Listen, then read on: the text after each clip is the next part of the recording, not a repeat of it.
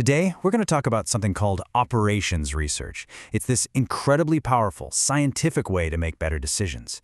It's the hidden brain behind the scenes in almost every major industry you can think of, from how an airline schedules every single one of its flights to how Amazon routes millions of packages to your doorstep. Yet, most of us have never even heard of it. Well, let's change that. All right, so here's our game plan. First up, we're going to get to the bottom of the what exactly is operations research? Then we'll jump back in time, because its origins are pretty wild. Think battlefields, not boardrooms. After that, we'll get practical and break down the step-by-step method it uses. And finally, we'll look at the core principles that make this whole thing so effective. You know the feeling, right? We've all been there. Whether it's a huge business decision or something in your own life, you're facing a problem with just so many moving parts, so many variables, that just going with your gut feels like a massive gamble. So how do you possibly pick the best path forward when everything seems overwhelmingly complex? Well, it turns out there's a science for that. It's called operations research, or OR for short. At its heart, it's a method for taking a big, messy, complicated problem and breaking it down into smaller, manageable pieces. Then, you use math and logic to figure out the best possible way to move forward. It's basically a roadmap for thinking through the chaos. And really, at the end of the day, it all boils down to one simple goal: optimization. In business, that just means finding smart ways to boost the good stuff, profits, efficiency, customer satisfaction, while shrinking the bad stuff, like costs, waste, and delays. It's the science of making things work better, period. So where in the world did this super useful business tool come from?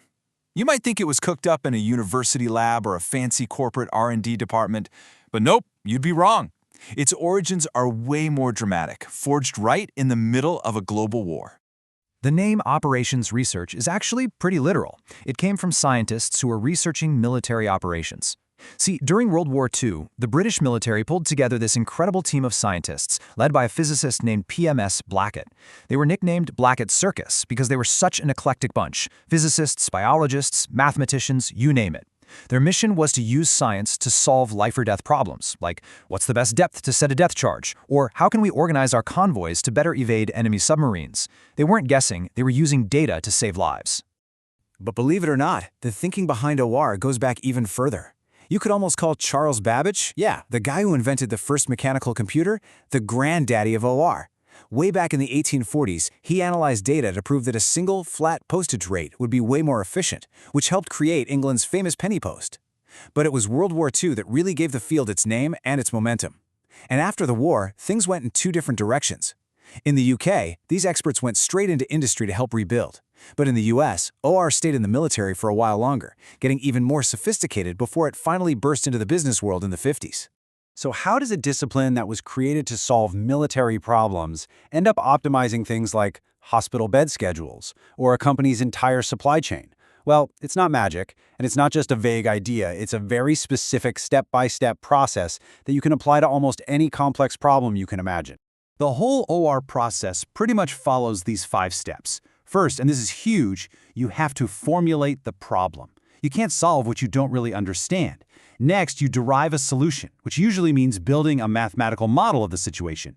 But you don't just trust the model blindly. You have to test it rigorously to make sure it actually works in the real world. Once you know it's solid, you establish controls to keep an eye on things and make sure the solution keeps working. And only then, after all that hard work, do you finally implement the solution. Now, let's just zoom in on that first step, because honestly, it might be the most important one of all. Formulating the problem isn't just a one-sentence summary of what's wrong. No way. It's a deep dive. You have to analyze the entire environment, the physical, the social, the economic stuff. You need to understand the goals of the person making the final call. You have to define what success actually looks like, map out every single possible alternative, and even try to predict how your competitors might react. It's intense. Let's make this real. Imagine a manager has to pick a location for a new factory. Step 1 isn't just find some cheap land. It's looking at everything. The hard costs, sure, but also the human element. Like, how will employees feel about moving? And what about the supply chain? Is it close to your suppliers, your customers? You have to see the entire chessboard before you can make your next move. Okay, so we know what OR is, and we've seen the step-by-step process it uses. But what's the secret sauce? What are the core ideas, the DNA, really, that make this approach so powerful in so many different situations? It really boils down to these 4 pillars. First, you bring together an interdisciplinary team. You need experts from different fields because a complex problem has many different angles. Then, that team has to take a holistic approach. They look at the whole company, making sure a fix in one area doesn't break something in another. Everything they do is guided by a rigorous scientific methodology. And finally, the whole thing has to be objective. This is about finding the optimal solution based on data, not just going with the gut feeling of the highest paid person in the room. And that really gets to the heart of it. When the stakes are high and a problem is really complex, just relying on your judgment or your intuition, well, it's just not good enough. That's why industries turn to operations research. It gives them a powerful, objective way to cut through all the noise and make truly smart decisions based on evidence, not just guesswork.